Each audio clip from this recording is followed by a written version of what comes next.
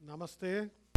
Namastê, Morning. bom dia, Welcome. Bom dia. sejam bem-vindos, bem-vindas. So, as usual, Como de costume, eu estou de volta. like a parasite, Como um parasita. try to get rid of Vocês tentam se livrar do parasita, mas nunca consegue. coming Ele back and volta o tempo inteiro, né? Fica voltando, voltando, voltando. Então, tipo isso. I like to think that I am a parasite. Agora, eu gosto Good de for pensar que eu sou uma, parasite. Parasite um parasita benéfico. É um parasita simbiótico, no sentido de que parasite which resides in a host um parasita que fica hospedado dentro de um hospedeiro traz benefícios mútuos para os dois, tanto para o parasita quanto para o hospedeiro. Ajuda, is the parasite. um ajuda o outro, por assim dizer, né? The fact that I'm here back for the E o fato de eu estar aqui de volta pela 16ª vez safely that what I come me possibilita concluir que essas experiências que eu venho compartilhar com vocês aqui ajudam muito a vocês todos nas suas práticas do dia a dia. the best result or the best outcome of the O melhor resultado so far dos seminários que eu faço aqui é justamente isso, a melhora da prática homeopática de vocês todos, para que os resultados fiquem bons, melhores strive to be the best, ou até mesmo os melhores possíveis. try to be the best. A gente sempre tenta ser o melhor possível. Na homeopatia, infelizmente, Will we ever reach a gente não tem como saber se a gente, em algum momento, vai conseguir ser o melhor possível dentro do espaço da nossa vida, independentemente de quantos anos dedicamos a essa prática, sempre haverá mais alguma coisa para se aprender. Esse processo nunca termina. discouraged with that? Agora, isso não deve nos desincentivar. A gente deve encarar isso como uma oportunidade de aprendizado contínuo e de evolução contínua. Not only as a Essa evolução se dá não só para vocês como homeopatas, mas também, não somente como médicos, as a human being, mas também uma evolução como seres humanos, understand as what porque vocês has said passarão a entender aquilo que Hahnemann that we have been disse, que nós fomos enviados aqui para esse mundo purpose. com uma finalidade muito específica, Purpose to achieve que é something in life, whatever realizar algo na vida, seja o que for, seja um preenchimento interno, seja talvez até salvação, whatever it is. seja o que for, And I'm sure homeopathy helps us nirvana. E eu tenho certeza que become that. a homeopatia nos ajuda a chegar lá, nos ajuda a nos tornarmos mais completos. E a homeopatia certa Much better. nos possibilita chegar lá de forma muito mais eficiente e muito mais rápida.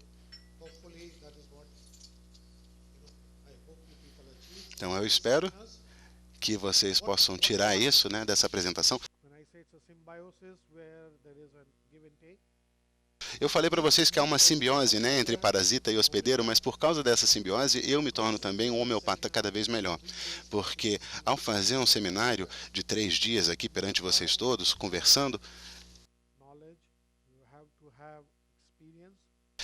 é necessário ter o conhecimento, é necessário dispor daquela experiência. E, como eu já disse, vem sendo cada vez mais difícil para mim vir aqui e compartilhar as minhas experiências com vocês, porque eu vejo como vocês cresceram, como vocês evoluíram What I talked of in ao longo desse tempo. Então, aquilo que a gente discutiu no primeiro ou no segundo seminário, não dá mais. Eu preciso passar para vocês algo que vá além, algo mais, né? E vocês podem acreditar que cada vez mais é difícil encontrar esse um pouquinho mais. Agora, eu estou tentando, espero something in every que consiga trazer para vocês sempre algo a mais em cada seminário. Espero que ao final de cada seminário vocês tenham aprendido um pouco mais. E se eu conseguir que isso aconteça, aí o objetivo desse seminário terá sido logrado. Então, será um sucesso tanto para mim quanto para vocês. Com essas palavras, então, usually as vamos dar início ao seminário e, como sempre, vamos orar aqui para o nosso mestre e vamos acender a chama do conhecimento. Agora, infelizmente, o Heinemann ainda não chegou, está a caminho. Uma vez que ele chegue, aí a gente fará isso. Lá da Alemanha, né, é um caminho bem longo, né? Tem todo um oceano ali, então demora um pouquinho para ele chegar. E como vocês sabem, na homeopatia, sempre há obstáculos iniciais. E isso é um bom sinal, né? Primeiro uma gravação, seguida por uma melhoria, é isso que a gente quer para os nossos pacientes. Então, a gente pode ter certeza que isso vai melhorar, ele vai chegar, e quando ele chegar, a gente vai acender a chama. Agora, para não perder tempo, vamos já começar. E como vocês devem saber, em todos os seminários que eu faço, eu tenho uma equipe. Nos primeiros seminários eu falei sobre a classificação dos remédios e em cada um dos seminários eu falei sobre cada um dos reinos. Num deles eu me dediquei aos minerais, outro depois aos metais pesados, depois aos metais leves, depois eu falei sobre as plantas, depois eu falei sobre os elementos. Falei também sobre o reino animal. Em outros seminários a gente falou sobre diferentes abordagens a se empregar em cada caso. Num dos seminários, inclusive, a gente falou sobre o uso das rubricas físicas e dos sintomas para a gente conseguir fazer a prescrição, etc. Em cada um dos seminários, sempre tem que haver um tema para que a gente consiga definir um objetivo, né? Que tipo de conhecimento, que tipo de experiência a gente vai compartilhar aqui. Agora, dessa vez eu tive muita dificuldade de não conseguir encontrar um tema para o seminário, porque a gente já praticamente discutiu tudo, desde o começo até agora. Então, nesse seminário, não existe tema. A gente vai ver casos de vários reinos e a gente vai colocar em prática tudo que a gente aprendeu nos últimos 15 seminários. A gente vai colocar em prática, pode ser qualquer coisa, remédios de vários reinos, pode ser de várias apresentações. Num dos seminários eu falei sobre as apresentações atípicas ou apresentações diferentes dos remédios, então isso talvez seja um tema interessante para a gente conversar durante o seminário. Agora, a gente vai ver aqueles mesmos remédios que a gente se depara no dia a dia, na nossa prática, mas remédios que se apresentam, naquele caso, de uma forma diferente, de uma forma única no paciente. E acaba quase nos confundindo, né? Mas, se a gente conhece a abordagem, se a gente sabe como tratar cada caso, aí, muito provavelmente, a gente vai conseguir chegar no remédio certo. Então, esse seminário não vai ter um tema específico e vai tratar da utilização de tudo que a gente aprendeu nos outros seminários, nos nossos casos práticos, com uma perspectiva diferente, com um ângulo diferente, uma faceta ou uma visão diferente daquilo que a gente já conhece muito bem, daqueles remédios frequentemente utilizados. Então, não vai ser nada, a gente não vai falar aqui de remédios espetaculares ou raros, lógico, há remédios raros. Aqui a gente vai tratar mais daqueles remédios básicos que a gente usa no dia a dia da nossa prática. Eu tenho certeza que vocês devem utilizá-los com frequência. Yeah, sure. Because even in the one thing that I'm hearing a lot of disturbance. Eu também estou ouvindo muita estática. Vou trocar.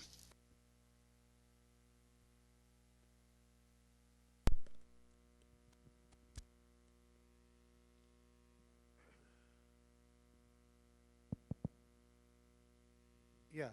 So basically, I would like to, in this seminar, Nesse seminário, então, a gente vai ver casos de remédios muito comuns, mas que se apresentam de forma muito diferente, de uma forma completamente diferente. that so and so that we would probably miss them. Inclusive, são tão diferentes que muitas vezes a apresentação é tão diferente que a gente acaba nem considerando aquele remédio. Então, mais uma vez, esse seminário vai ser um pouco parecido com o anterior, a gente vai falar sobre as apresentações atípicas dos remédios. São remédios que a gente conhece muito bem.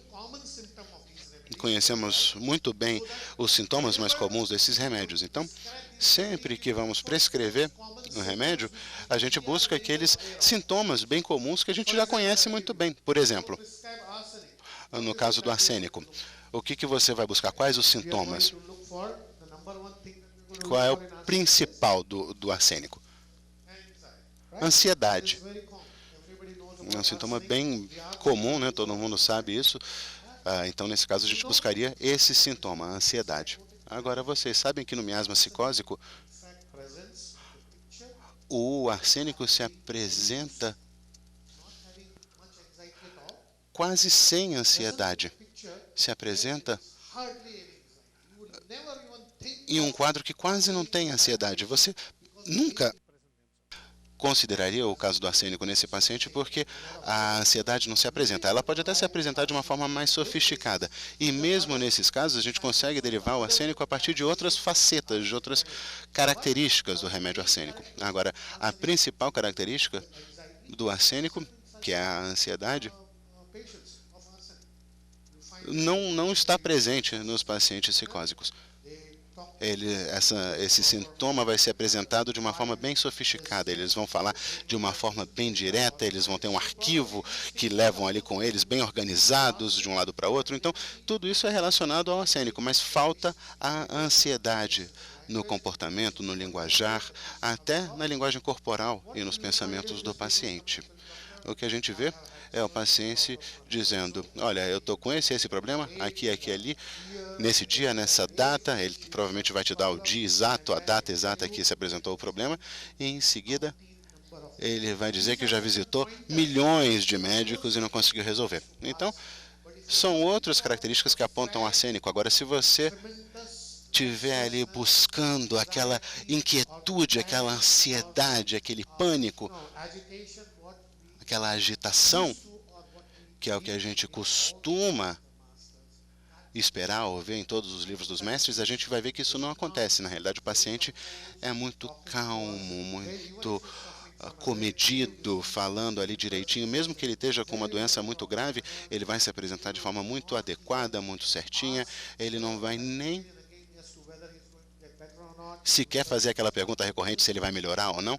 Ele vai se apresentar para você com ali um calhamaço de documentos, com um monte de prescrições, um monte de receitas, mostrando ali as visitas aos especialistas. Ele vai lá e visita todos os especialistas. Então, se for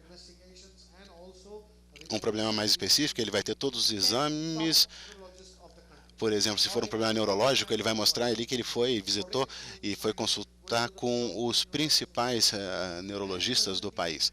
E ele se apresenta de uma forma bastante conhecedora da doença. Ele sabe muito da doença de que ele sofre, ele sabe inclusive dos tratamentos mais recentes, ele vai falar tudo isso, mas sem ansiedade. Agora, tudo isso, a forma como ele se apresenta, o conhecimento da doença, a forma como ele apresenta todos aqueles documentos, a forma como ele fala com você, vai demonstrar que ele não confia tanto nos médicos. E é por isso que ele muda de um médico para outro constantemente. Ele sempre quer ouvir a opinião de vários especialistas naquela área. E essa é a forma como ele expressa a sua ansiedade em relação à doença. A apresentação é diferente. É o que a gente chama de facetas diferentes do mesmo remédio. Como a gente tem o diamante, né? No caso do diamante, a gente tem as várias faces do diamante.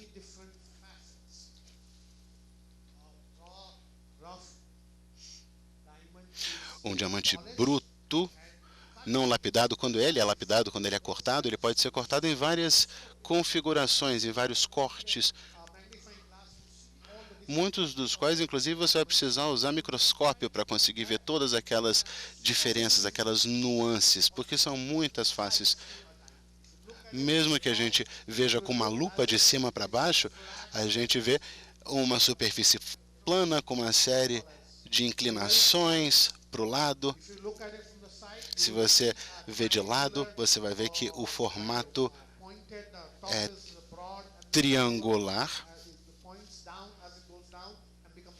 ou seja, as facetas convergem num ponto à medida que você vai descendo. Se você olhar de lado, você vai ver um lado, mas não vai ver o outro. E você vai ver a forma como a luz incide naquela superfície, a refração em diferentes ângulos. Então, quando a gente analisa o diamante, dependendo do lado, são várias facetas que você vê que são diferentes. A mesma forma acontece na homeopatia. Vocês têm uma ponteira laser aí? Não, né?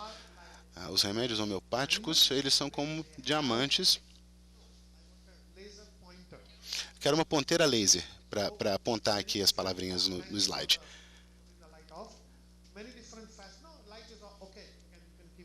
A luz está bem. Podem deixar a luz apagada.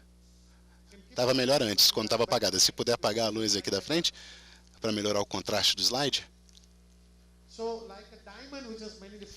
Então, como um diamante com várias facetas ou superfícies, os nossos remédios também têm diferentes apresentações, diferentes características.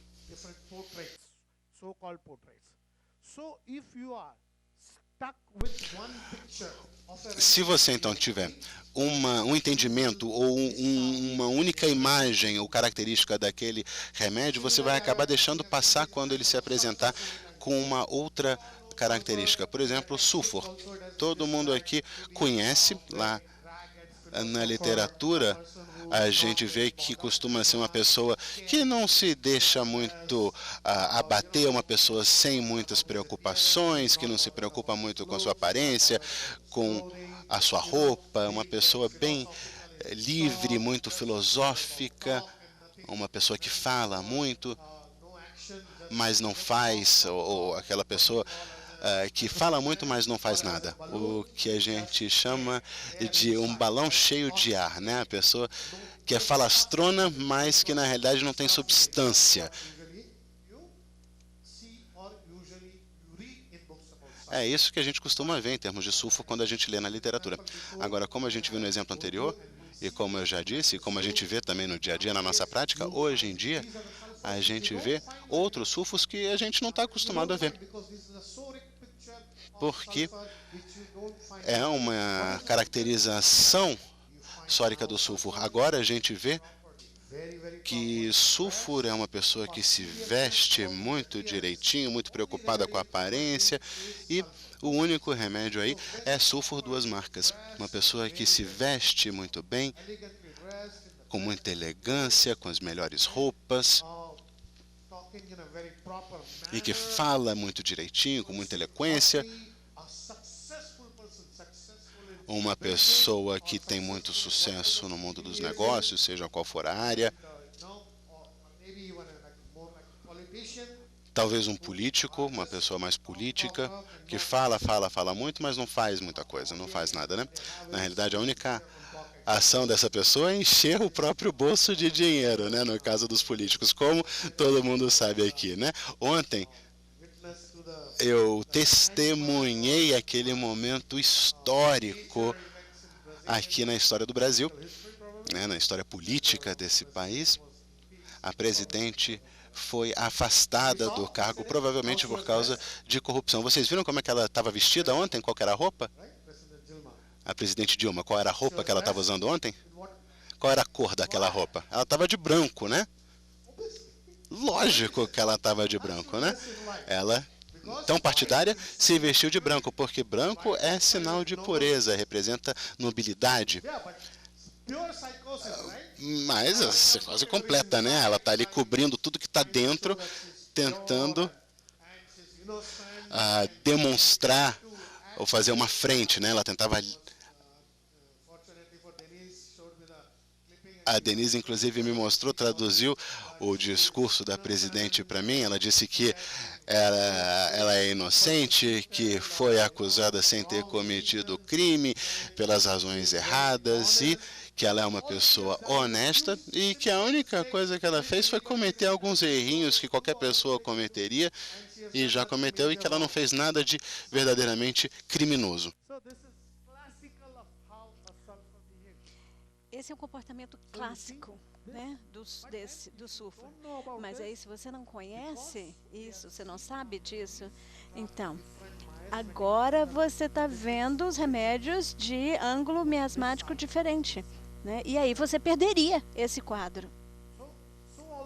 Então, se eu falar isso para vocês, por exemplo, se eu falar que nós estamos procurando uma mulher, uma senhora, uma mocinha que seja uma boa aluna, uma aluna dedicada, assídua, mesmo doente, ela quer ir à aula, né? Ela é a primeira aluna,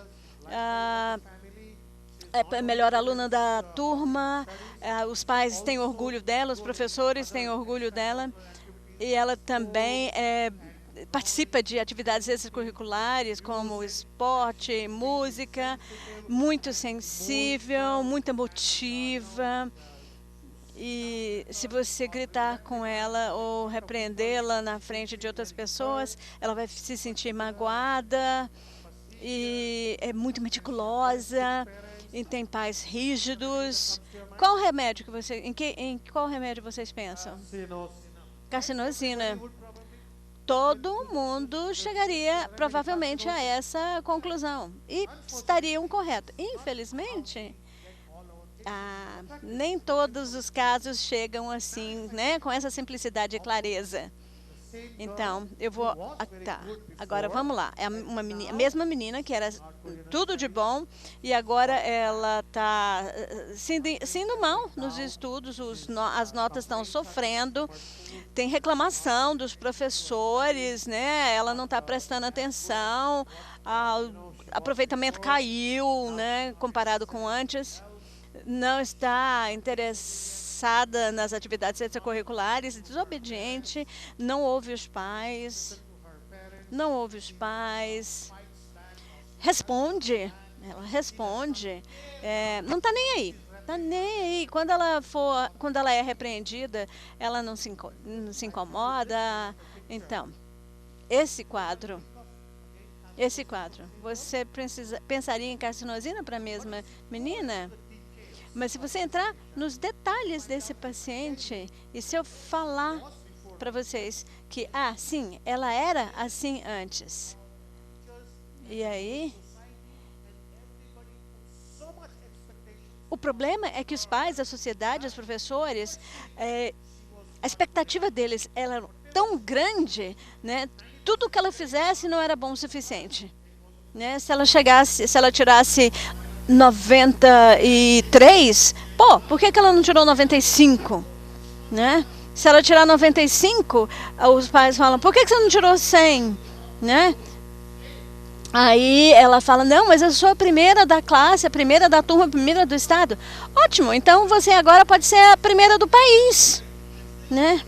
E ainda assim os pais falariam, não está bom o suficiente. Por que você não tirou 100? Você tirou 99, por exemplo. Aí, de repente, ela entra num quadro de falência, né? Alguma coisa quebra na cabeça dela.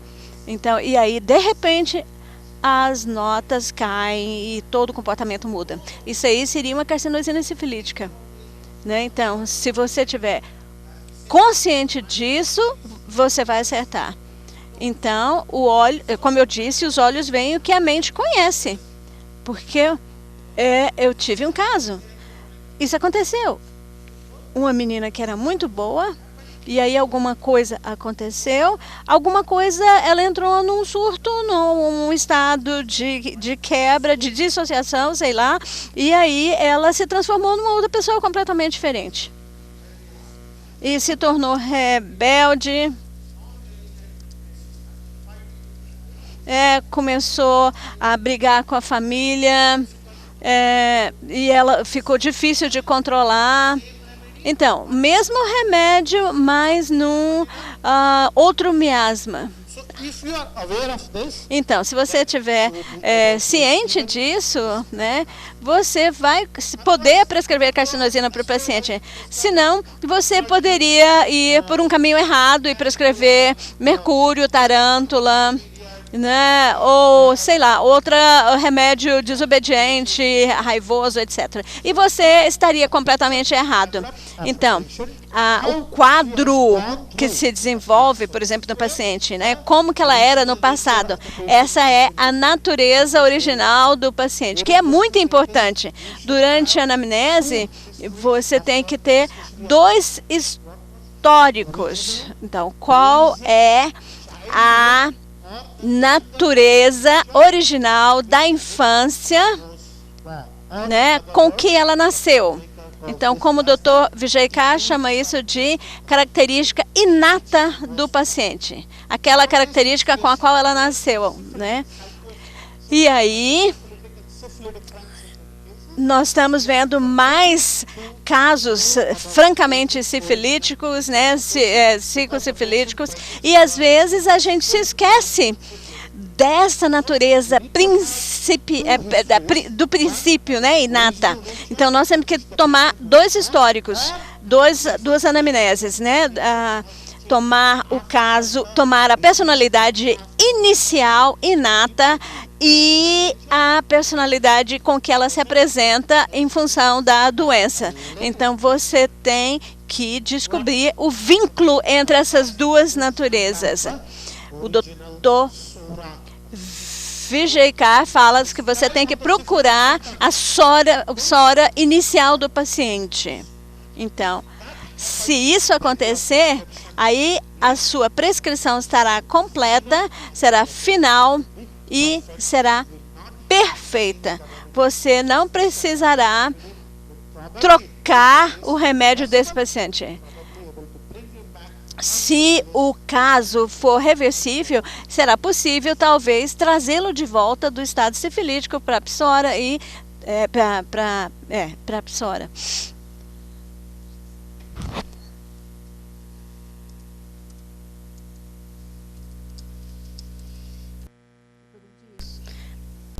Está ouvindo? Doutor Bandiz, nós aprendemos que, dependendo do miasma da doença, nós deveríamos... Tudo certo? Então, dependendo da doença, do miasma da doença, aliás, da doença, né, do miasma prevalente, a gente deveria abordar de forma diferente. Num caso sifilítico, a gente toma em consideração a disposição atual, a constituição atual na doença sifilítica. Yes. E na doença psicossifilítica, aí sim a gente leva em consideração a constituição atual e checa, e essa constituição atual tem que combinar com a constituição anterior desse paciente. Então, a gente verifica os sintomas da psora e vê se bate com os sintomas atuais. Então, assim, eu devo entender que eu daria carcinosina num caso desse, mas se a doença for psicossifilítica, em que eu tomo a história toda. Porque se fosse uma doença exclusivamente sifilítica, grave, eu ia tomar a disposição atual, a constituição atual. É isso mesmo? Yes, this is what we have been... Sim, é isso que nós estamos falando. E eu acho que eu já esclareci isso antes, mas foi ótimo a senhora perguntar para a gente esclarecer várias dúvidas. As pessoas perguntam, né? Repetem perguntas em todos os seminários. Tá. O paciente. Tá. Vamos falar sobre doenças sóricas. Ok, psoricicósicas como um, e psicossifilítica como outra, e casos francamente sifilíticos. Então, nós vamos falar 3 tipos de doenças, o que, na realidade, não é o que a gente vê normalmente na nossa clínica. Então, em termos de psoricicose, não há nenhuma dúvida. O que você precisa fazer é tomar toda a natureza do paciente, o que está presente, né, o que estava presente na infância, entender todo o quadro, chegar às rubricas e você vai chegar ao remédio e prescrever. Tudo simples, tranquilo, é a base do que nós fazemos, são os casos básicos, normais, os casos que a gente vê na nossa clínica diária, todos os dias, para vários pacientes. É arroz com feijão, né? É o que você tem todo dia, que você come todo dia, que você vê todo dia. Asma, tosse, resfriado, artrite, bronquite, diabetes branda, hipertensão branda, ou hipotiroidismo de início, né? São doenças que a gente encontra diariamente na nossa clínica. E, de uma forma ou de outra, a gente vê esse tipo de doenças. Então, esses pacientes vêm ao nosso consultório, né, com essas doenças. Esses são os casos que são geralmente tratados com os assim chamados homeopatas que não são unicistas e que não prescrevem com base na Constituição, ou aqueles holísticos. São casos em que os homeopatas que prescrevem só com base nos particulares ou nos sintomas da doença, ou homeopatas que prescrevem com base de uma, duas, três características, não, uma ou duas modalidades, né? E aí... E eles têm resultados, ou assim chamados resultados, ou seja, desaparecimento dos sintomas. No desaparecimento dos sintomas. Então, nós vemos que esse tipo de homeopatas, então, há um resultado, né? Então, nós já sabemos disso, né? Conhecemos isso. E a gente consegue resultados também. Aí vem os casos psicossifilíticos, em que a psicose é mais predominante, ou a sífilis é mais predominante, ou ambos. E esses são pacientes, geralmente, que eu chamo de em progresso, ou indo de psicose para sífilis. Estão se movimentando, viajando. Então, se nós não fizermos nada por alguns anos, eles vão entrar num quadro de doenças francamente sifilíticas. São pacientes em transição, né? Por exemplo, hipotiroidismo por vários anos, ou transtornos autoimunes, né? Então, eventualmente, no início eles têm sintomas psicósicos e aí entram num processo de transição e destruição do corpo. Então, diabetes por muitos anos, e agora ele começa a queixar-se de nefropatia diabética. Então, retinopatia causada por um problema circulatório, por exemplo. Ou, por exemplo, doença renal crônica com aumento de creatinina. Então, ou, por exemplo, doença nefrótica, que é completamente destrutiva. Então, esses são casos que estão em transição. Então, caminhando em direção à sífilis, mas ainda não estão francamente sifilíticos. Então, nesse caso também, a abordagem será que você tem que tomar os sintomas básicos, a natureza original, mas ao mesmo tempo você vai ser capaz de ver que tem que procurar as rubricas sifilíticas, e nesses casos você vai descobrir que as rubricas sifilítica tomada junto com a constituição original do paciente, você vai descobrir que eles vão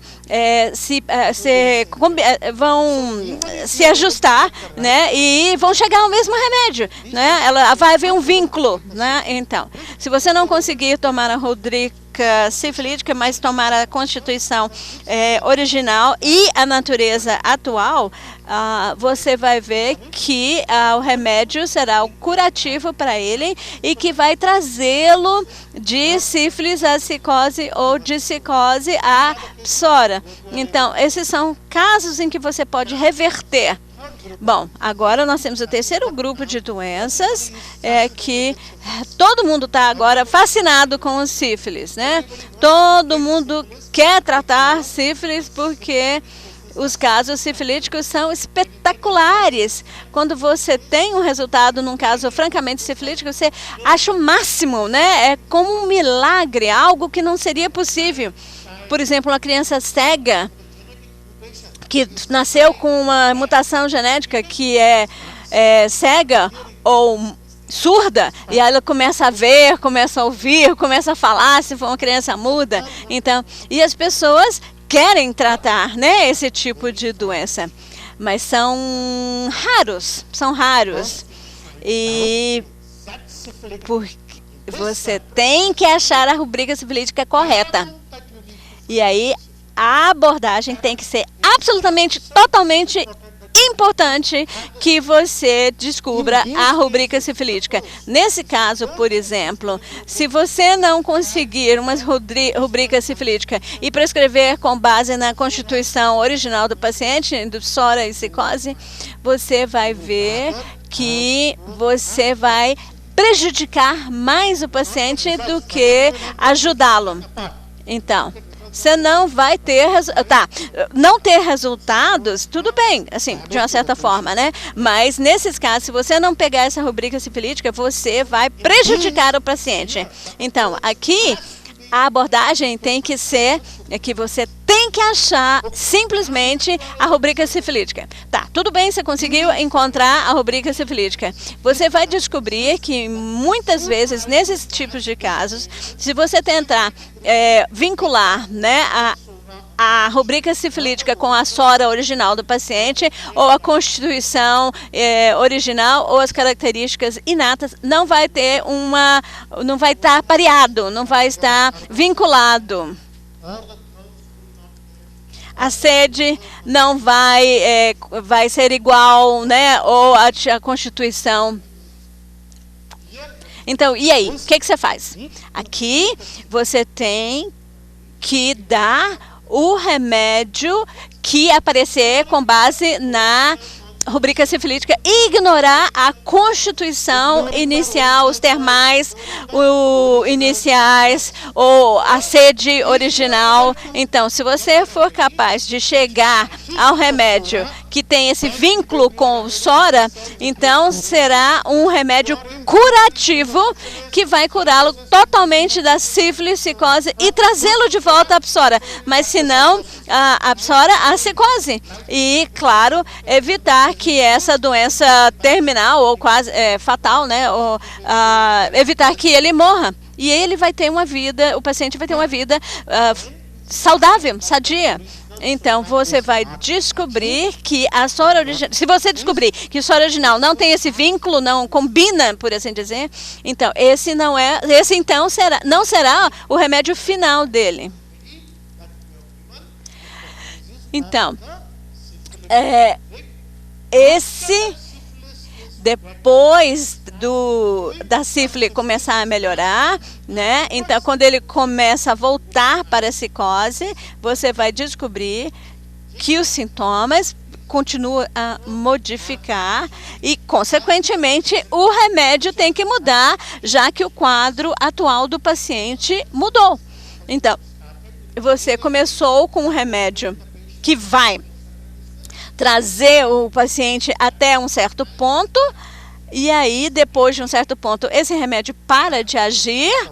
Então, o primeiro remédio que você prescreveu com base na rubrica sifilítica, ele vai parar de ter qualquer ação, ou quando não há progresso, né, adicional. Então, o que você precisa fazer você vai ter que retomar o caso, descobrir o seu estado atual e prescrever outro remédio que tem esse vínculo com o estado atual. Outro. Então, talvez você precise de vários remédios para esse paciente até chegar o momento em que o seu quadro original volte, né, a sua constituição original apareça. E aí, esse será o seu remédio, esse será o simílimum constitucional daquele paciente. Em outras palavras, você tem que prescrever um fenótipo para o estado presente daquele paciente. Depois de prescrever 1, 2, 3 fenótipos, aí você vai descobrir que ele vai voltar à sua constituição original. Tá, eu acho que talvez eu tenha confundido vocês. Eu vou dar um exemplo. Vocês lembram que eu mostrei um caso de anemia plástica num menininho? Num dos seminários? Então, a hemoglobina caiu para 2 gramas, WBC, white blood cells, né, plaquetas. Então, 5.000, 6.000, 4.000. Realmente, anemia plástica.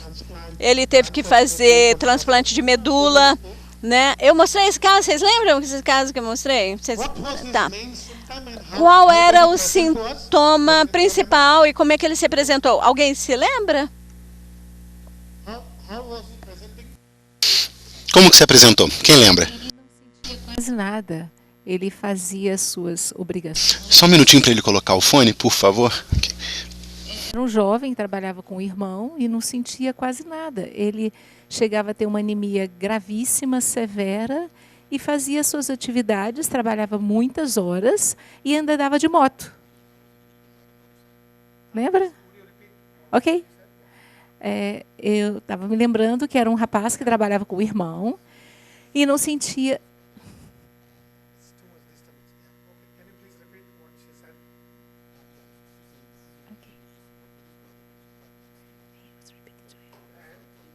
E andava de moto. Trabalhava, não sentia quase nada. Não tinha quase queixa nenhuma. Okay, is that the only thing he had? Só isso? Mais alguma coisa? Não tinha dispneia, hemoglobina muito baixa. Que eu me lembro é isso. Não tinha queixa, trabalhava, andava de moto. Absolutely. That was the most important symptom in that. Sem dúvida. Apesar da baixa hemoglobina, 2 gramas, e apesar dos leucócitos baixos, ele não devia estar vivo, né? Ele devia estar ali sangrando. Se você começa a sangrar de todos os orifícios do corpo, você morre. Você devia estar sangrando ali de todos os principais orifícios do corpo. Ele devia estar com pouco fôlego, não devia nem estar conseguindo se levantar, não devia nem estar conseguindo andar, mas apesar de tudo isso, ele conseguia trabalhar sem parar por 12 horas, sem se cansar. Ele não sentia nada, ele não sentia medo, não sentia ansiedade. E lembrem, a gente tomou aquela rubrica como anestesiado total, né? Anestesia total e também falta de queixas, ou seja, não havia nenhuma queixa. Se você perguntasse para ele como ele se sente, ele diria, não, eu estou ótimo, inclusive corria na motocicleta. Então ele, nos últimos 3, 4 anos, ele ficou bem e o remédio foi qual? Ópio. E com o ópio, ele passou a ficar bem, inclusive durou 4 anos. As plaquetas ficaram no nível de 100.000, 105.000 mais ou menos, 90.000, 95.000, as células brancas 22.600, 2.700, hemoglobinas 10 gramas, 9, 10, às vezes até 11 gramas de hemoglobina. Então, nos últimos 4 meses vem acontecendo isso. Eu vou mostrar outros casos para vocês, mas eu vejo que depois de 4 meses de tratamento, as plaquetas e as hemoglobinas começaram a cair de novo, a contagem de células brancas, né, os leucócitos. Então eu aumentei o ópio, lógico. As hemoglobinas só chegaram até 5, mais ou menos 1.200 de leucócitos e mais ou menos 60.000 de plaquetas. O que está acontecendo aqui? Quem sabe me dizer? O que está acontecendo aqui nesse caso? Só para eu conferir o entendimento de vocês, o que vocês acham que está acontecendo aqui com esse paciente, desse caso? Um obstáculo à cura. Quando o remédio está funcionando bem, para de funcionar? Obstacle says not use any other. Não, ele não está usando nenhum outro remédio, não está passando nada na pele, nada disso. Não há qualquer tipo de estresse mental, ele continua trabalhando, a situação familiar não mudou. Sintomas novos além da doença está piorando. Então tem que pegar os sintomas novos para seguir um novo medicamento. Exactly. And now De fato, exatamente. Agora, qual é o que é o novo sintoma? Aqui, ele sente, ele passou a ter gripes frequentemente, né?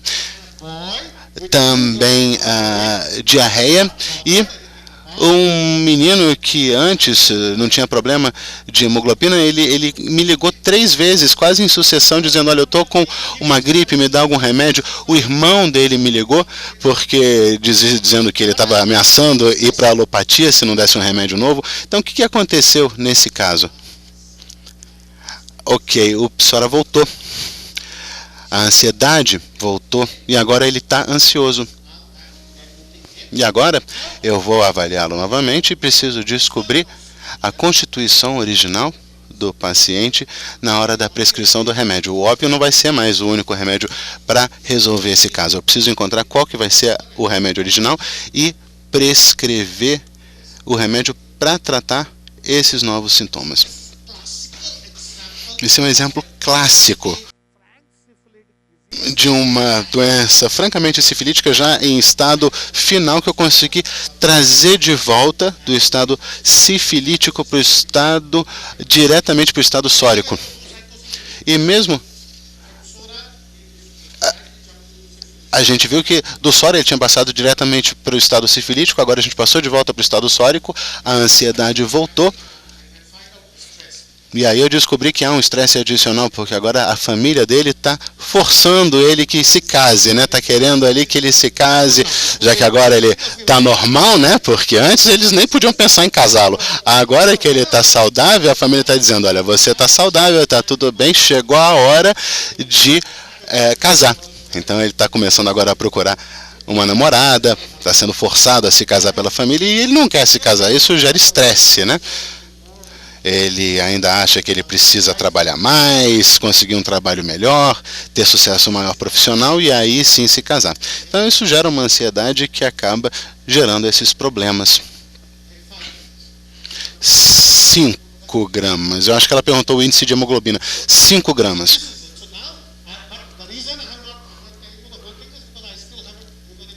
Agora, eu não conto a história toda para vocês porque ainda não prescrevi o novo remédio. Agora, eu já sei o que fazer nesse caso. Se você souber o que fazer, muito provavelmente você vai conseguir encontrar um novo remédio, o remédio certo para curá-lo novamente. Agora, por enquanto, eu ainda não dei o novo remédio. Eu repeti o ópio, mudei a dosagem, 1 ml várias vezes e agora também eu aumentei a frequência das visitas dele ao meu consultório, estou trabalhando com ele muito de perto e agora eu sei que exatamente o que eu tenho que fazer é justamente determinar qual que é a constituição original. Eu preciso retomar a história desse paciente. Então eu retomei a história, porque na história original eu não consegui extrair nada sobre a natureza, sobre a personalidade dele. Então agora eu tenho que fazer uma nova tomada de caso e a partir disso prescrever o novo remédio. E a partir de então será uma cura permanente. Disso eu tenho certeza.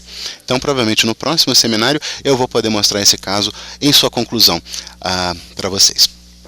Acho que o senhor já respondeu. Então nessa retomada atual, aí sim vai ser possível estabelecer um vínculo com a Constituição original, com a história dele de quando ele era criança, né? Agora sim. Yes. E uma segunda pergunta, poderíamos esperar algum tipo de relação com ópio nesse novo remédio? Algum tipo de vínculo do remédio que irá surgir com ópio? Ou não? Very good question. Boa pergunta, sim e não. Pode acontecer esse vínculo, né? Talvez você encontre um remédio que tenha relação ao ópio. Agora, pode ser também que seja um remédio totalmente novo, sem qualquer conexão. Nem sempre há uma relação entre os dois remédios. Não necessariamente há essa relação. Se houver, aí vai ser mais fácil de encontrar o remédio. Então, a primeira coisa que eu tento encontrar é alguma coisa ali em relação ao ópio, né? Meu primeiro instinto é esse, procurar algum remédio relacionado ao ópio. Agora, se não for esse, pode ser uma tangente completamente diferente, uma coisa completamente diferente do ópio, ok? Então é disso que a gente está falando. De forma resumida, né? Em meia hora eu contei para vocês tudo o que a gente faz na homeopatia, né? Muito obrigado pela presença de vocês, o seminário acabou, podemos voltar para casa. É isso que vocês precisam fazer. Nas atividades, na prática de vocês. Não fiquem assombrados ou com medo do nome da doença. Né? Não fiquem espantados com uma doença com um nome complexo. Não fiquem com medo disso. Não fiquem com medo do prognóstico que foi dado por um alopata sobre a doença. Muito pelo contrário. Vocês devem encarar esse desafio com o peito aberto. Quanto mais difícil, quanto mais sifilítico, melhor. A gente encontra a rubrica, prescreve o remédio e segue em frente. Nesses casos, o senhor vai tomar como direcionamento, inicialmente, o complementar desses remédios? O senhor leva em consideração uma possibilidade? That's what she said. That's what she asked. Yes. Yeah. Sim, foi justamente isso que ela perguntou. Sem dúvida, eu procuraria uma complementaridade nos remédios, algum remédio relacionado ao remédio original, no caso, ópio. Então, eu procuraria alguma coisa relacionada ao ópio. Se eu encontrasse, ótimo, mas pode ser que eu não encontre. Pode ser algo diferente, sim. Agora, se for algo com relação ao ópio, não tem problema, mas não necessariamente precisa ser. A gente não pode esquecer o Dr. Hahnemann. Sim, pois não. Vamos só responder essa pergunta, depois a gente continua aqui com a homenagem ao mestre. Na tomada do caso inicial, mesmo no caso sifilítico, às vezes encontramos determinado evento marcante que, depois disso, as coisas pioraram. Posso, às vezes, ou talvez um caminho seja de um transtorno por ser o indicativo, essa rubrica ser um indicativo para o medicamento, mesmo que o caso não seja agora um agudo, mas que isso foi marcante e praticamente definitivo até na percepção do próprio paciente, que aquilo foi determinante para o aparecimento da doença? Yeah, so you're trying to tell me like an ailment from. Isso, distúrbio de, aquele fator de causalidade muito forte, né? Ou seja, um incidente, um marcador de águas ali na vida do paciente a partir do qual ele ficou doente. Sim, é muito importante. Agora, se for um caso sórico-cicósico, aí é de suma importância, de fundamental importância que o remédio cubra aquele transtorno de. Então, por exemplo, se for um choque, um medo ou uma perda financeira, um prejuízo, e se for um caso sórico-psicósico, aí sem dúvida o remédio vai precisar cobrir aquele transtorno de. Porque se não cobrir aquele transtorno de, ou a reação do paciente àquele incidente, aí não vai haver a cura, né? Mais uma vez, se for uma doença francamente sifilítica, e se ele tiver em transição de sora para psicósica para sifilítica, se ainda não for francamente sifilítica, aí o transtorno de é sem dúvida muito importante. Agora, digamos que o incidente aconteceu há 10 anos. E aí, agora, digamos que seja falência renal. Aí, digamos que aconteceu um prejuízo financeiro na vida daquele paciente há 10 anos, ele ficou doente, aí começou a ter problema com os rins, passou a ter insuficiência renal e ele chega até você, faz diálise, está ali se tratando e a situação então mudou completamente. Aí esse transtorno de não será tão importante para mim quanto teria sido se eu tivesse atendido há 5 anos, antes de haver a falência total dos rins. Naquele momento, então, eu buscaria tomar o caso e a rubrica francamente sifilítica. Eu tentaria determinar a rubrica naquele momento, o fenótipo naquele momento. E se cobrisse realmente o transtorno D, seria ótimo, porque seria o único remédio ali para tratar aquele paciente. Agora, se não acontecesse isso, eu pegaria o transtorno D e aí depois usaria o remédio do estado atual, da rubrica sifilítica atual, e uma vez feito isso, se o paciente melhorar mais para frente, aí esse transtorno de vai passar a ser mais importante para mim, porque aí ele vai estar voltando para a psicose, para psora, e aí isso também vai ter que ser levado em consideração nesse momento, quando isso acontecer. Ok, vamos fazer então a nossa homenagem. Por favor, venham à frente, a gente vai acender aqui a chama do conhecimento e vai homenagear o Dr. Heinemann.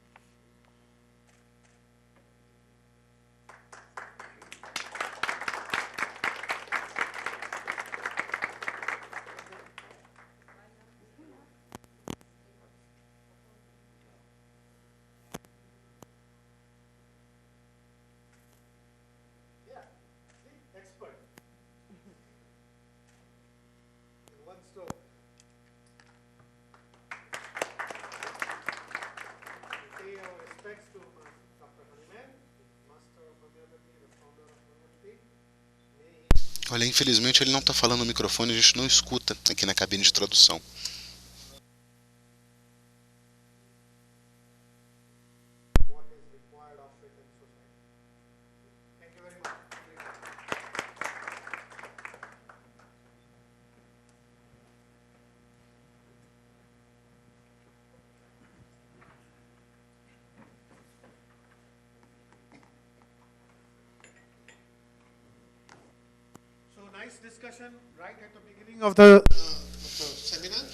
Uma boa discussão, né? Para começar o seminário, espero que tudo tenha ficado claro, um pouco mais claro, né?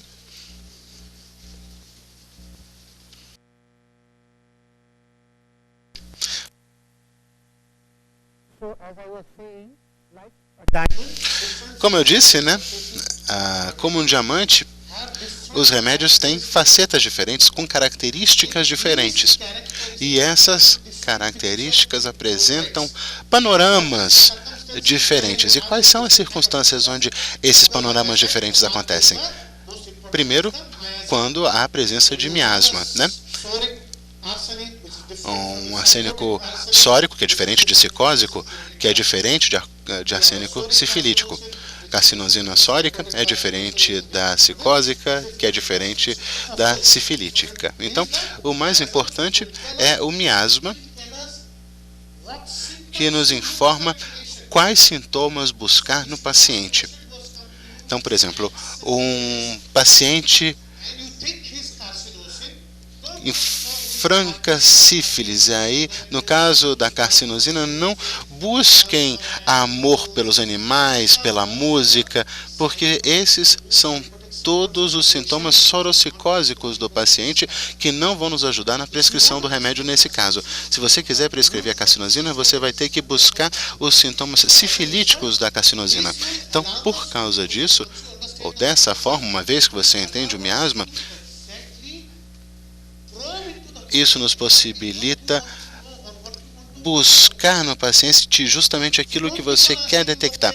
Então, não fica perguntando ou pedindo para o paciente falar dos problemas, das preocupações de sua vida na infância. Lógico, a gente precisa saber isso, precisa guardar essa informação vai ser tomada, mas depois vai ser deixada ali de lado, não vai ser usada nesse momento para fins de prescrição. A gente vai precisar entender naquele momento do que ele está sofrendo, qual é o estado do paciente naquele momento, o fenótipo naquele momento, não o genótipo.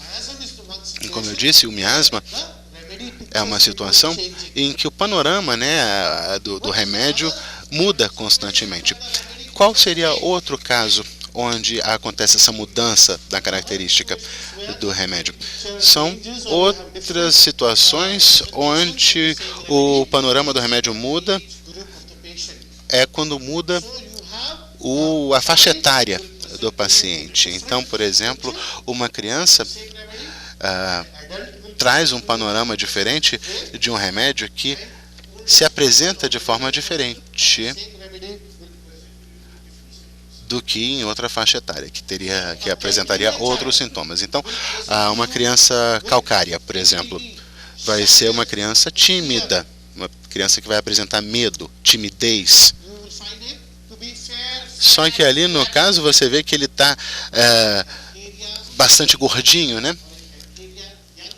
Agora, calcária, quando é novinho, quando está em crescimento, vai ser uma pessoa muito alta.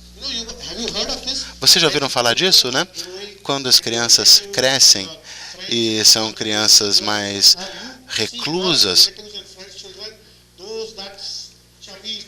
a gente vê sempre que aquela criancinha que quando tinha 8, 10 anos era mais gordinha, ela antes era bastante pequenininha, bastante gordinha, de repente quando faz 12, 13 anos, quando chega à puberdade, acelera o crescimento, a criança cresce, fica magrinha, fica alta, longilínea, e aí você vê que todos os coleguinhas estão crescendo muito menos, né, 1 centímetro por mês, enquanto que o seu filho está ali crescendo um montão, né, quase como se fosse um elástico se esticando.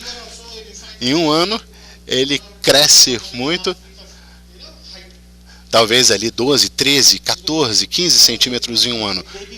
E perdeu toda aquela gordura da época de criança, né? Aquela barriguinha, né? Aquela gordura que vem desde a época de criança some.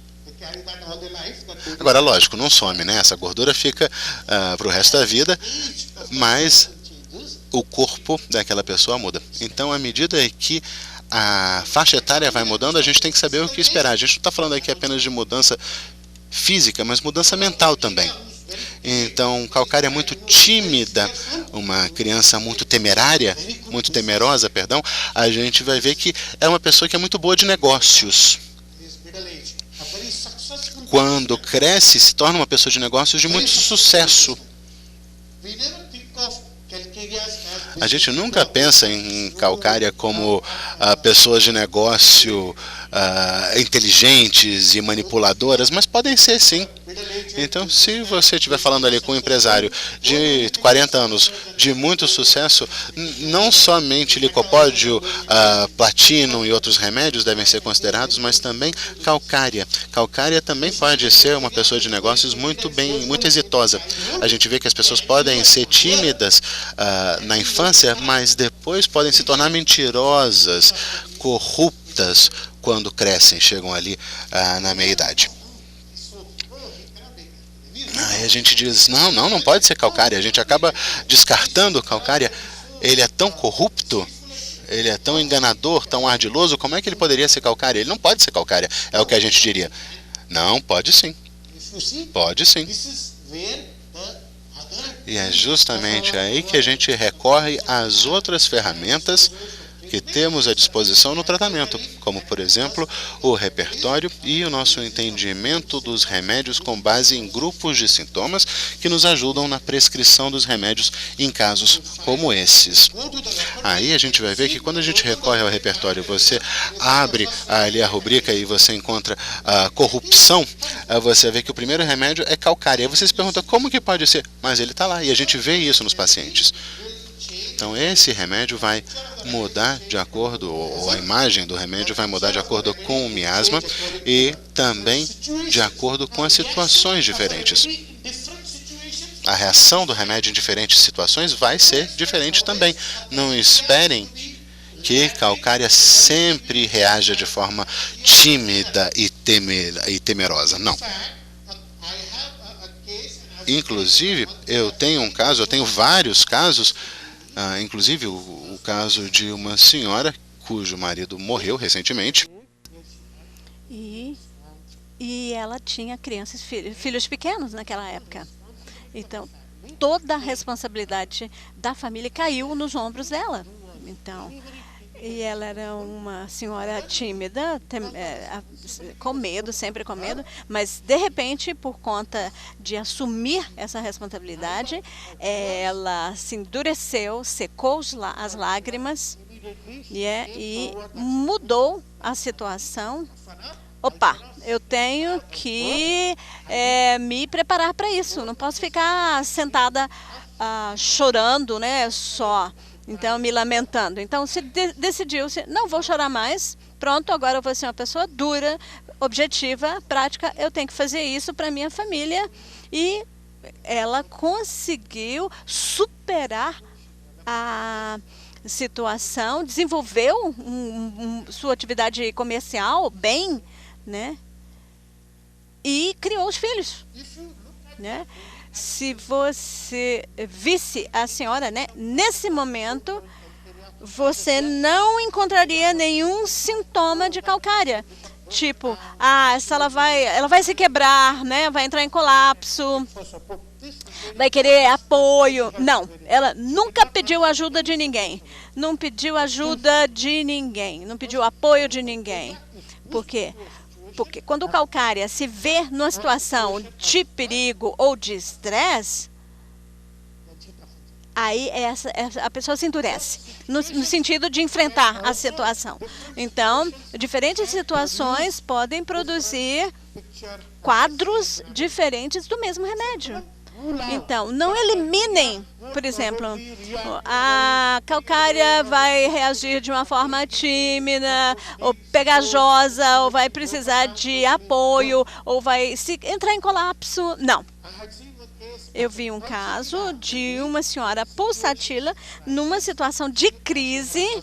Ela era casada, né? Tiveram uma perda financeira. O marido simplesmente entrou em colapso, né? E essa senhora pulsatila simplesmente assumiu os negócios e se deu bem, foi bem sucedida, completamente bem sucedida. Aumentou, expandiu o negócio.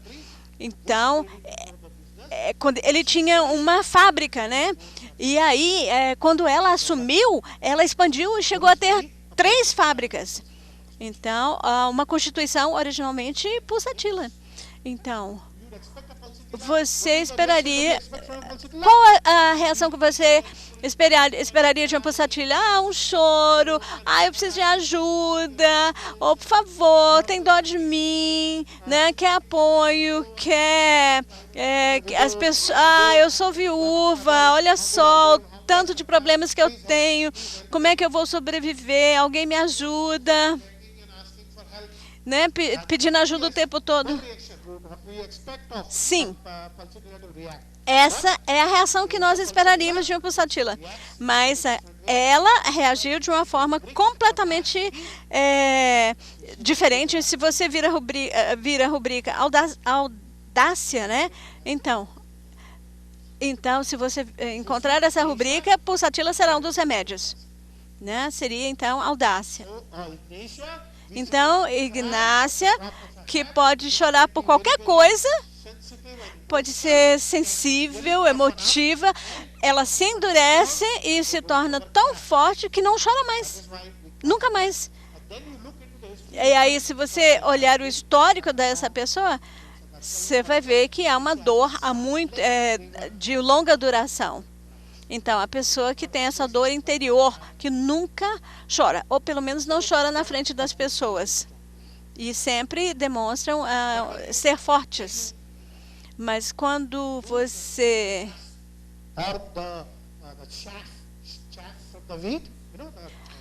quando você separa o joio do trigo, né? Quando você separa o joio do trigo, então você vai ver uma Ignácia que teve essa crise na vida, né? Em que ela passou por um período de muita dor, né? Ela se endureceu, né? Você pode até perguntar para ela pode até negar, mas você insiste, né? E você vai ver que realmente ela passou por isso. E se você continuar a insistir, você vai ver que ela vai, então, entrar no colapso. É como se fosse uma represa, né? Que se quebra, que rompe, né? E, de repente, pronto. Tem aquele turbilhão de lágrimas. Então, miasma é uma situação. Reações a uma... Miasma é uma coisa, faixa etária é outra, e reações a uma situação é outra coisa, E aí você tem um quadro de um remédio que é diferente numa doença aguda e uma doença crônica. Então, é um quadro e que você tem, então, remédios que têm reações diferentes ou diferentes dependendo se a doença ser crônica ou aguda. Mas será o mesmo remédio. O quadro é diferente, mas será o mesmo remédio. Bom, como que nós vamos entender os diferentes quadros do mesmo remédio? Bom, o repertório nos ajuda nesse caso. Então, é por isso que é indispensável ter o repertório, ou usar o repertório. Então, ele nos dá quadros diferentes do mesmo remédio em situações diferentes. O repertório nos dá apresentações diferentes ou quadros diferentes do mesmo remédio em situações diferentes. E o entendimento desses sintomas de grupo, né, que nós já discutimos, nos ajuda a ficar cientes ou estar cientes, né, desse aspecto. Então, vamos tentar entender isso por meio de um caso concreto. Vamos ver um caso, tentar ver esse aspecto que nós acabamos de discutir.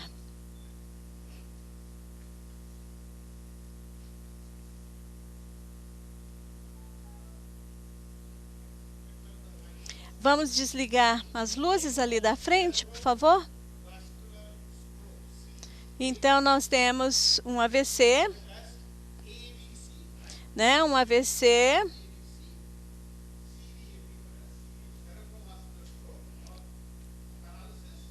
Um AVC com um quadro concomitante de hipotireoidismo e diabetes. Então, um AVC com um quadro concomitante de hipotireoidismo e diabetes. Uma senhora de 72 anos teve um AVC, um AVC isquêmico do lado direito em março de 2014. Por causa desse AVC, ela ficou completamente paralisada, totalmente, né? E apesar do AVC ter sido no hemisfério esquerdo, ela ficou completamente paralisada da cintura para baixo. Além disso, ela tinha osteoartrite grave em ambos os joelhos. E isso simplesmente fez com que ficasse cada vez mais difícil para ela andar, né? Esse problema no joelho, né? Dificultava a marcha dessa paciente. Eu a vi, não na minha clínica, mas fora da minha clínica, no carro em que trouxeram até a minha clínica. Eu não atendi essa paciente no meu consultório, eu a atendi no carro em que ela veio, né? Não tinha como ela entrar na clínica. Tem uma pequena escada, né, que ela teria que subir e ela não conseguia andar, né, é claro. Então, eu tive que atendê-la no carro, né. Eu tenho assistentes que fazem anamnese inicial, né? Ela fez a tomada de caso sentada no carro, né, com a paciente, porque o problema ela tinha essa paralisia e também tinha essa osteoartrite em ambos os joelhos. Ela era cadeirante, então a minha clínica não tem acessibilidade, então eu atendi no carro. Aí foi algo. Tá, e é quase que difícil, né, fazer um atendimento no carro, né? Eu só tinha alguns minutos. Então a assistente tomou a história, depois é que eu fui fazer então a consulta, né? Para o acompanhamento também ela tinha que vir de carro, ser carregada, etc, etc. Infelizmente na Índia e a minha clínica, né, também não tem tanta acessibilidade assim para cadeirante. Então não tem, não é no caso uma coisa que é pensada, né, ainda. Então, para entrar na clínica, como tem uma escadinha, são alguns degraus, então alguém tem que tirá-la da cadeira, carregá-la, alguém carrega a cadeira para dentro da clínica, põe ela de volta na cadeira, né, etc. Então, todo um processo. Então, para o acompanhamento, né, como eu disse, eu também tive que fazer a consulta no carro, né? Os parentes realmente estavam assoberbados porque precisavam de 3 pessoas, né, para lidar com todo esse processo. Inclusive porque os carros também não são acessíveis igual os carros que eu já vi aqui no Brasil. Enfim, ela também ela se tornou incontinente, né, perdeu o controle do fluxo urinário e ela veio ao meu consultório depois de uns 2 ou 3 meses, né, desse quadro.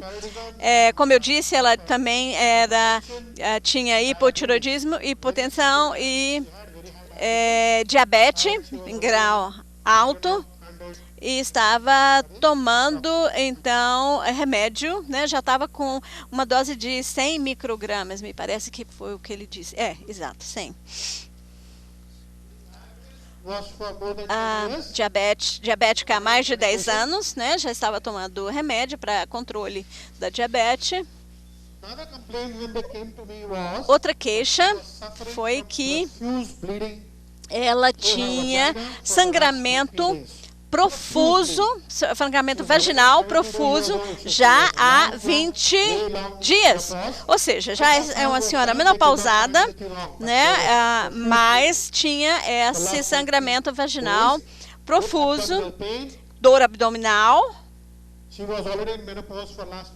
Já era uma senhora que já estava na menopausa já há vários anos, mas com queixa de dores no corpo, né, dor nos membros inferiores, e então estava tomando analgésicos e anti-inflamatórios.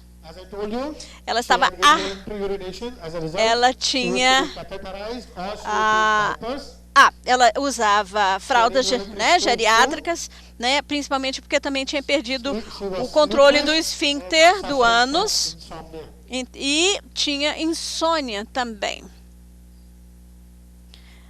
Então, dor abdominal, esse sangramento profuso, já tinha 72 anos de idade. Então, foi feita uma tomografia aqui em março de 2014.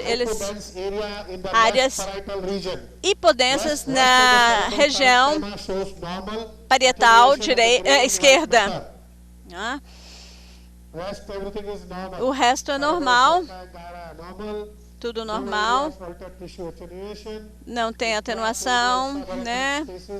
Os espaços, os sistemas normais, tudo normal, só essa... Então, um AVC isquêmico na região parietal esquerda. Então, um AVC isquêmico na região parietal esquerda. A ressonância magnética mostrando mudanças gliais na região cápsulo-gangliônica esquerda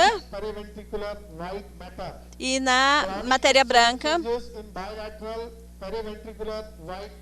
Então, nessa região paraventricular, sem hemorragia, claro, era um AVC isquêmico.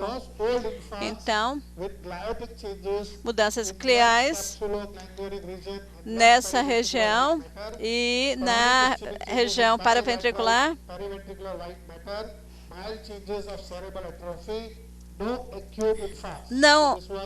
Não houve. Essa ressonância foi feita posteriormente, então não havia sinais de AVC agudo, sim. exames bioquímicos, profile, cholesterol perfil lipídico, colesterol, was very high. né? Nós temos aqui, olha, os números tão altos aqui.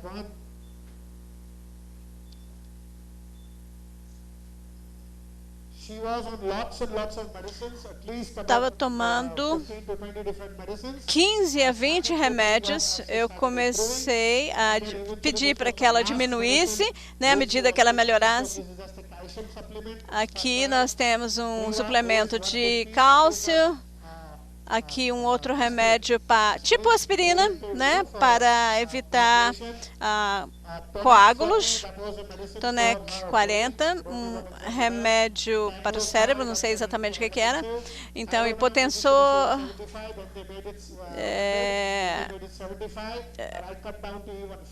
eu fiz com que ela diminuísse essa dose para 50, era 100, passou para 75, nós chegamos a 50.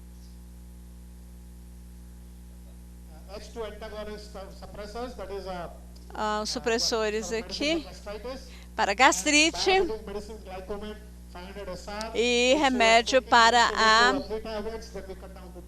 diabetes, que ela tomava 2, 3 vezes por dia, depois nós diminuímos para 2 e depois para 1 vez ao dia, até que conseguimos interromper, né, que ela não precisasse mais de remédio, consequentemente interrompemos a sua administração.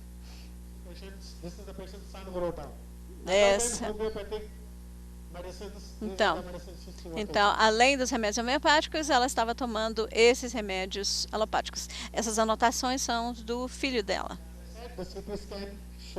Aqui a tomografia mostrou então um infarto isquêmico na região parietal esquerda, né, mudanças causadas pelo AVC isquêmico, né, na região paraventricular. Em janeiro de 2015, a glicose 283, apesar, né, de todos os remédios que ela estava tomando para controle da diabetes. Aqui o histórico anterior. Ela tinha um histórico de vários abortos. Ela submeteu-se a uma cirurgia por causa de uma torção nos ovários. E eles foram removidos e ela também passou por uma cirurgia para remoção de catarata em ambos os olhos. Seriam abortos naturais, não induzidos, foi a pergunta que foi feita.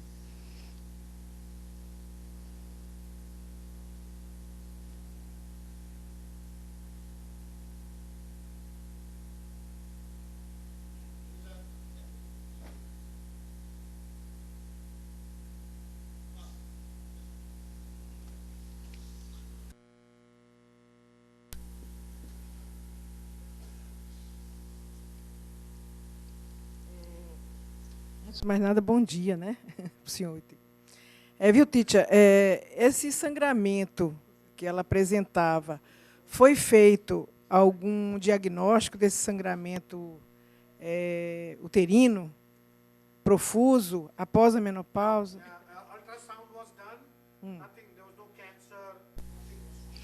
Não se descobriu nada. Não tinha causa para esse sangramento.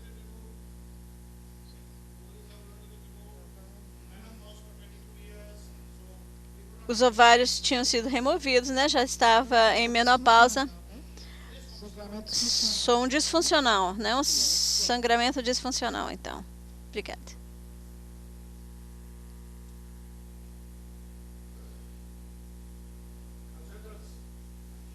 Tá, os gerais. Apetite diminuído. Constipação, intestino preso.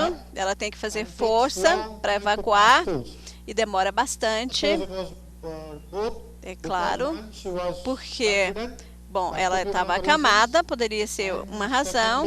Em segundo lugar, porque por causa da paralisia, né, que afetou então os movimentos intestinais.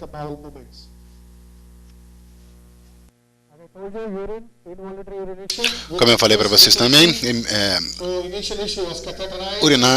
urina involuntária. Inicialmente ela estava cateterizada, o que levava a várias infecções urinárias. Aí ela acabou tendo que usar fraldas por causa da urinação involuntária. A sede aumentou, diminuiu, mas mesmo assim ela teve que beber forçadamente por causa justamente da infecção do trato urinário. Desejos por comida apimentada.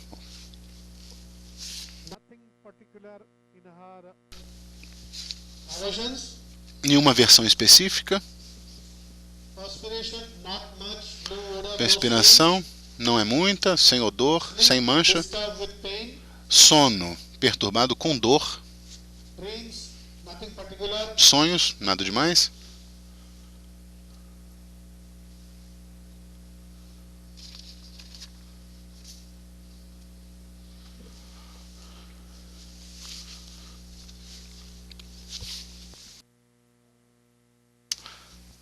Ter mais.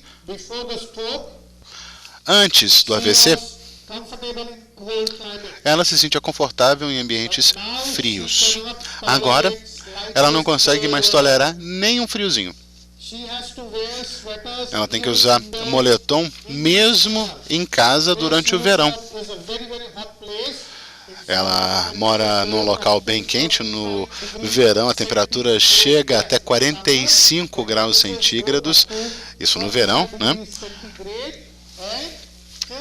E ainda assim, ela usava moletom, suéter, né, em casa. Vamos ter mais, ficam bem claros aqui. Ela é o quê? Friorenta. Sem agravação pelo sol.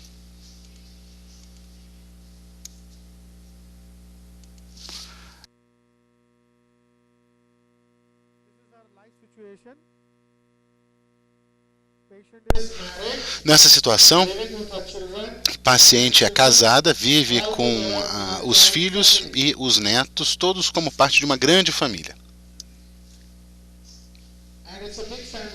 É uma família bem grande.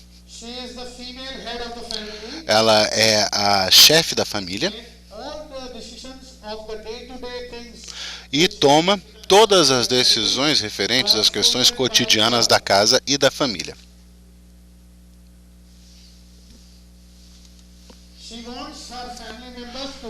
Ela quer que os parentes, né, respeitem suas decisões e as obedeçam. Ela é, afinal de contas, a chefe da casa, toma as decisões e quer que a família obedeça e respeite suas decisões.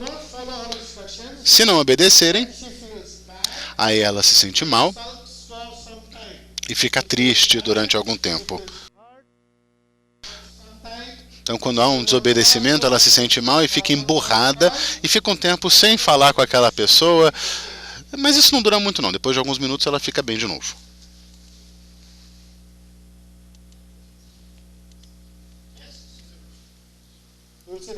Sim, vocês vão ver no vídeo. A fala não foi prejudicada, não tinha problema. A paralisia foi apenas da cintura para baixo. Inclusive, afetando aí tanto o intestino quanto a bexiga, bem como os membros inferiores. Agora, a parte de cima do corpo não teve problema, a fala dela ficou inalterada.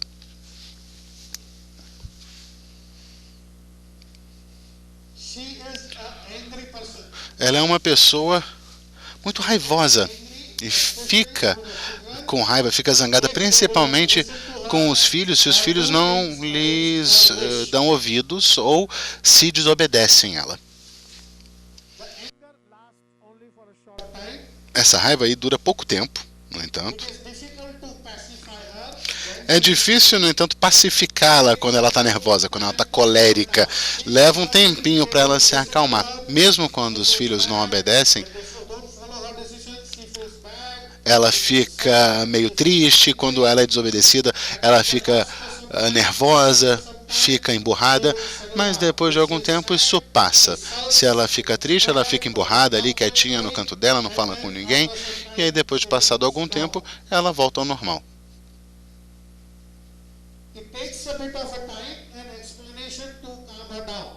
Agora leva um certo tempo, um pouco de conversa, né, para que ela se acalme.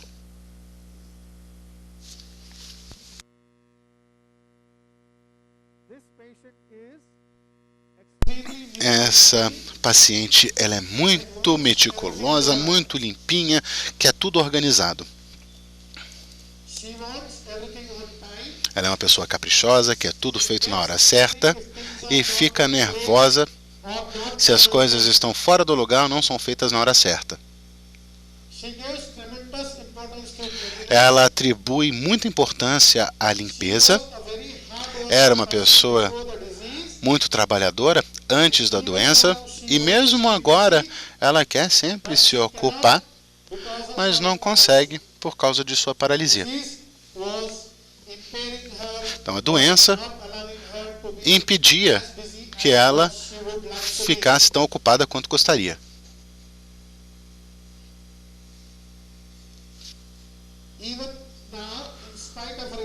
Mesmo agora, apesar da doença, ela quer cuidar do marido, quer tomar conta dele. Eu falei para vocês da natureza original e da natureza atual da paciente. As duas naturezas têm que ser levadas em consideração e depois a gente tenta encontrar um vínculo entre as duas, para encontrar aquele remédio que cubra as duas naturezas, os dois estágios, né? Se você conseguir encontrar esse remédio, ele vai servir como um vínculo entre a natureza original e a natureza presente. Se você conseguir fazer isso, é a melhor solução possível. Porque aí o remédio vai curá-la completamente. Ela se preocupa com a saúde do marido e quer ficar ali monitorando, supervisionando tudo que o marido come. Mesmo nos dias de hoje, né? Eu estou vendo aí a resposta dos participantes do sexo masculino nessa sala. Infelizmente somos minoria. Então, a gente vai ficar quietinho aqui na nossa.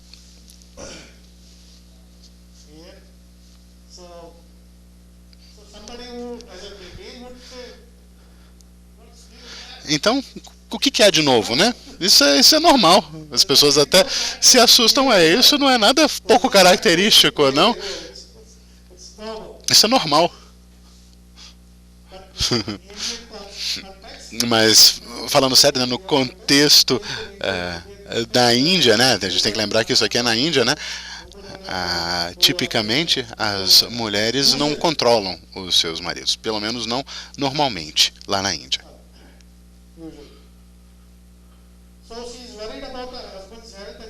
Ela se preocupa então com a saúde do marido, quer supervisionar o que o marido come.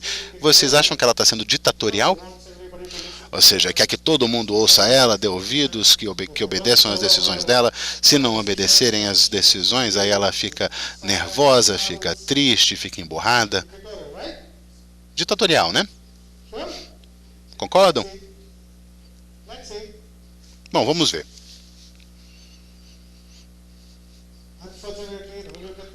Infelizmente, na homeopatia, as coisas nem sempre são o que parecem superficialmente, né? Infelizmente, a superfície nem sempre é indicativa da profundidade, foi a expressão. Então, a gente tem que tirar todo aquele joio de cima do trigo para aí, sim, ter uma ideia mais clara do que está acontecendo. Ela é muito ligada ao marido e muito dependente dele. Eu disse para vocês que na homeopatia, sempre que a gente se depara com alguma contradição, seja nas afirmações do paciente, no histórico do paciente, no comportamento do paciente, sintomas contraditórios, para nós são muito importantes. Tudo aquilo que você não consegue explicar, tudo aquilo que você não consegue explicar com facilidade, tudo aquilo que não se entenderia como normal numa situação como aquela. É justamente isso que a gente está buscando aqui. A gente tem que desenvolver esse hábito de detectar aquilo que é extraordinário, aquilo que é diferente, aquilo que foge ao padrão de uma situação como aquela, algo que foge à normalidade.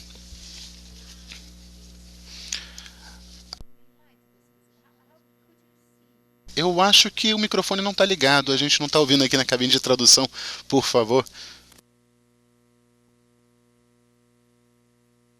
O senhor podia esclarecer melhor esse é muito dependente dele? Como que isso foi visto? Financially, she is dependent. Eu estou dizendo que, em primeiro lugar, ela é dependente dele financeiramente. Em segundo lugar, também nunca sai de casa sem o marido. Ou seja, sempre que saía de casa, ela tinha que sair acompanhada do marido. E, muito embora dentro de casa, onde ela toma todas as decisões, muito embora ela tome todas as decisões dentro de casa, as grandes decisões financeiras são sempre tomadas pelo marido. E aí ela concorda com a decisão tomada pelo marido. Ela não discutia muito, não. Só as decisões mais corriqueiras, né, das coisas que acontecem na casa, por exemplo, o que vai ser servido no jantar,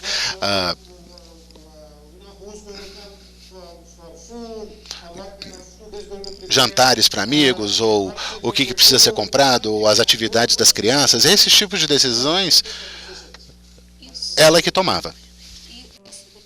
Era visível. Financially, she was dependent. Emotionally, she was dependent. Ela era emocionalmente e financeiramente dependente dele. Depois da doença, inclusive, ela esperava que o marido ficasse o tempo inteiro ao seu lado. Então, financeiramente e emocionalmente, fisicamente também, agora dependente dele, né? E dos demais da família. Isso depois do stroke, depois do derrame ou mesmo antes? Before, no, before too. Financial. Antes também, essa dependência financeira e emocional também acontecia antes da doença, antes do AVC.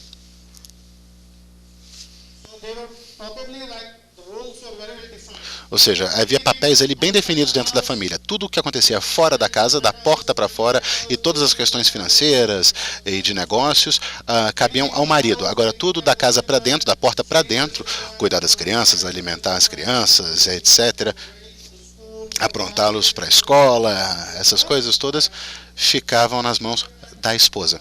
Então havia uma demarcação bem clara das responsabilidades de cada um dentro da família.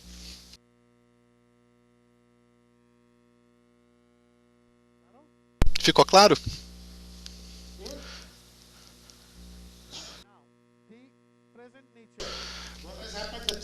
A natureza atual, presente.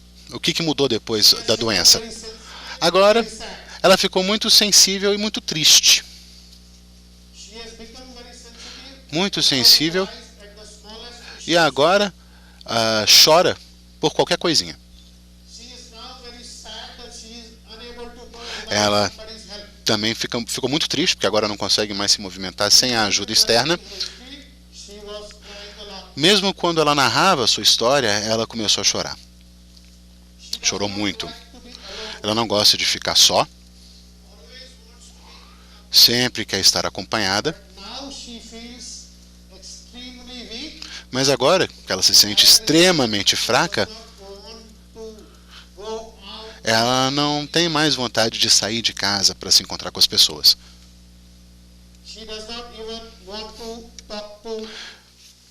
E nem quer conversar com ninguém. Não quer ficar de muito papo, não. Quer ser deixada no cantinho dela, quieta.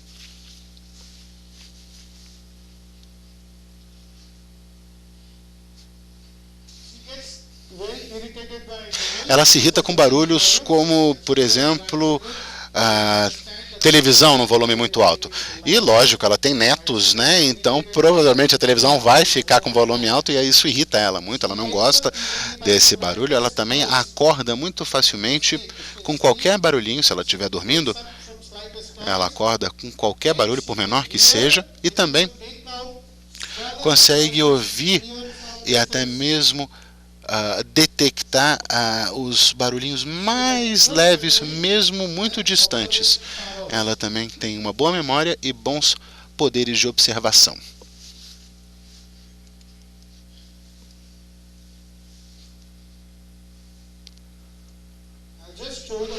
Vou mostrar o vídeo agora para vocês, né? Em seguida do vídeo vai ser um break, né? A gente vai ver o vídeo todo depois do break, mas por enquanto eu queria mostrar só um pedacinho. Lembrem, eu falei para vocês desse caso. Eu a atendia no carro.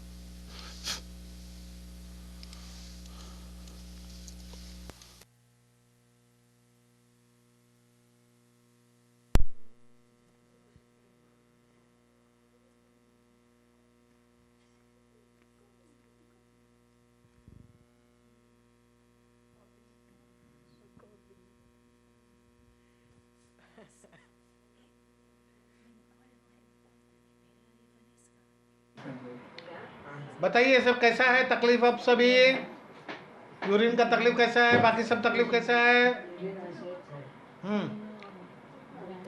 मैंने अभी भी कपड़े में होता है. Onde que ela tá?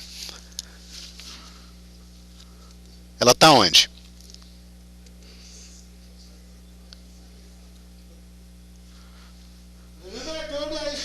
Vocês se lembram que eu disse para vocês que eu a atendia toda vez lá de fora no carro?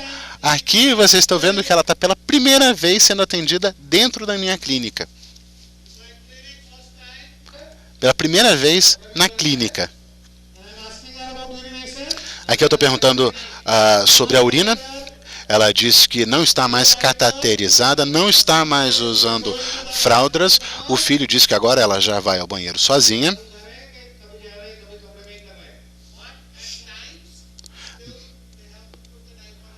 Mas, de vez em quando, eles ainda precisam recorrer às fraldas, principalmente durante a noite, né? Porque durante a noite ela teria que levantar e ir até o banheiro. Então, por precaução, eles usam a fralda somente durante a noite.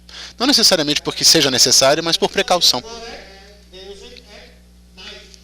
Então, tá vendo? Ele diz que usa a fralda à noite.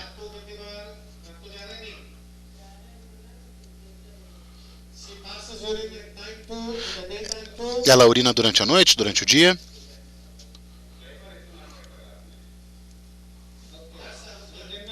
Esse aqui é o marido. Bem aqui à esquerda dela. O filho está à direita.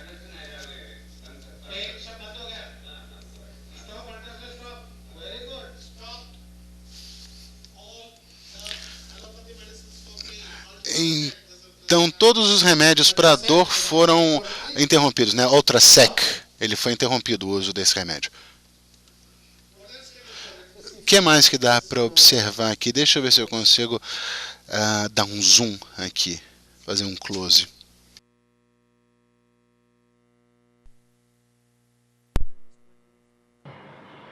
एकदम अच्छा है.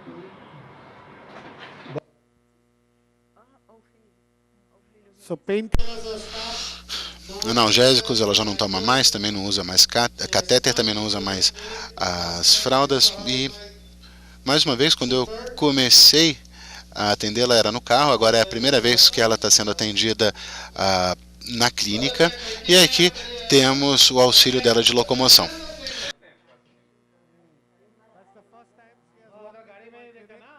Essa é a primeira vez que ela chegou até a minha clínica, ela está ali com um andador à sua direita.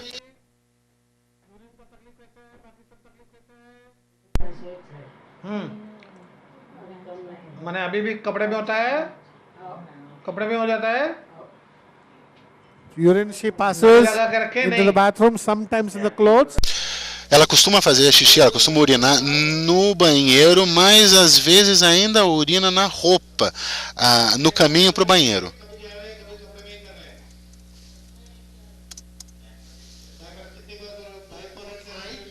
Usa a fralda durante a noite.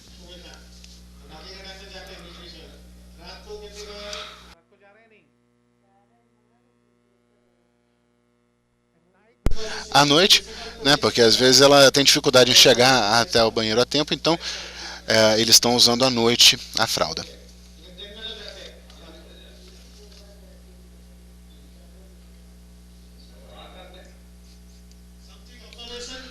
Observações, então. O que vocês observaram?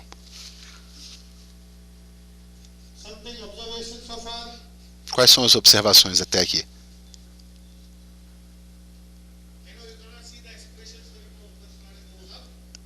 Vocês vão ver mais à frente as expressões dela, uma vez que a gente fechar o ângulo aqui no rosto da paciente.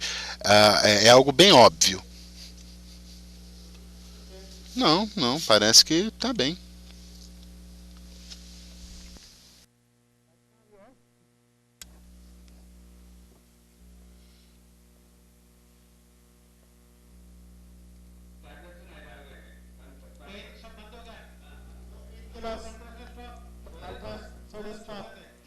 Não está mais tomando analgésico, né? Interrompeu. Ela está feliz, né?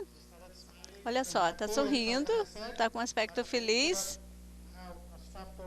Ela interrompeu o uso de analgésicos.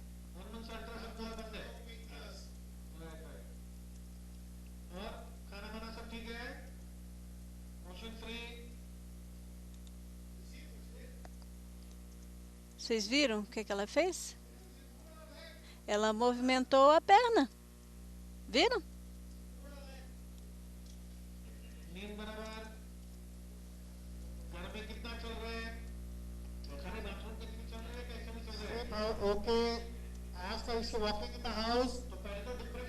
Perguntei se ela estava andando pela casa.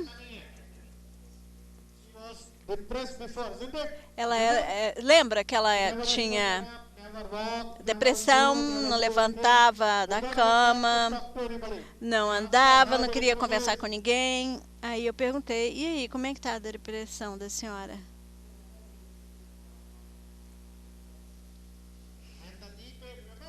Lembra? A osteoartrite grave, né? Tem alguma dor, mas é algo com que ela pode lidar. Algumas dores nas articulações.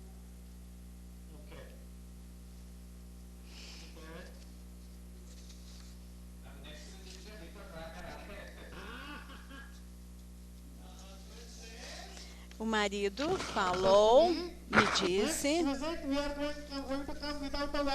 E na próxima consulta ela vai andar sem o andador. Olha só como é que ela está sorrindo, está achando bom. Então, o marido falou, então, na próxima consulta, sem andador. E aí eu falei, opa, é isso aí, por que não? Vamos lá.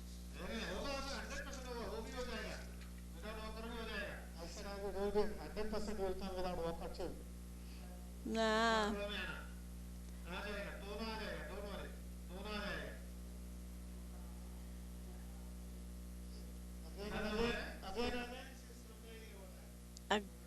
Agora já está reclamando do dor nos ombros, no joelho, né? O controle urinário. Tá. Ela consegue andar, né? Porque ela estava paralisada, mas agora ela consegue andar, mas ainda assim está reclamando disso e daquilo.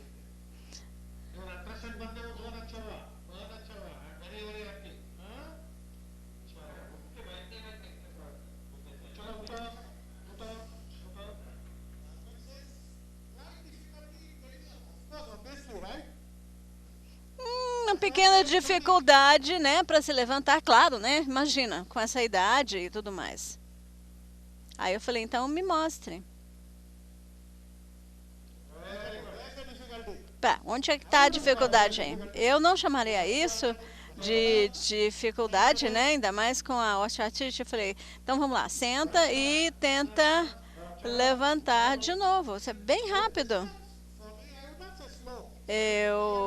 Uma senhora de 72 anos, né, com osteoartrite, que teve um AVC isquêmico, estava paralisada, né, acamada. Eu não diria que isso é dificuldade para levantar.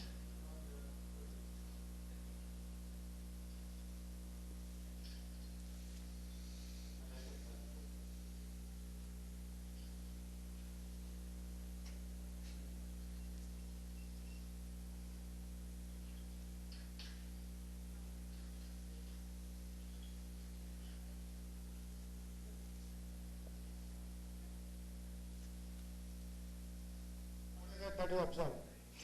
O que vocês observaram?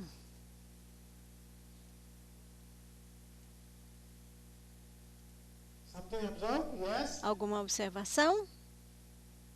What is that? O que foi? Só uma pergunta. Ela baba, professor? Fica babando? Please.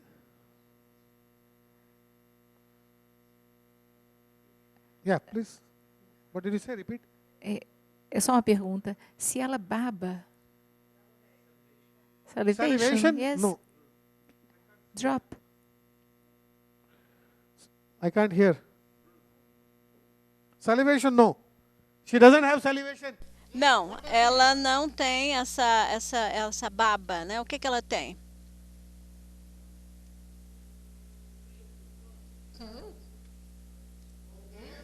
Resfriado? No?